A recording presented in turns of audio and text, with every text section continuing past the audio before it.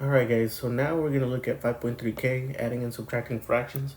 In this case, we're going to be subtracting fractions. I'll go ahead and do an example.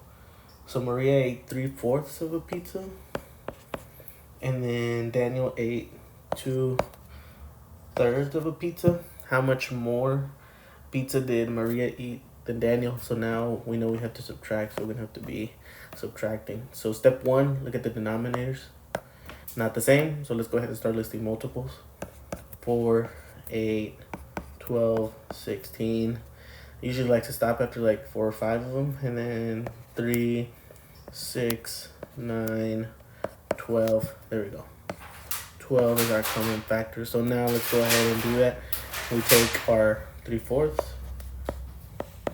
3/4, we multiply it times a number that gives us a denominator of 12, which is 1, 2, 3.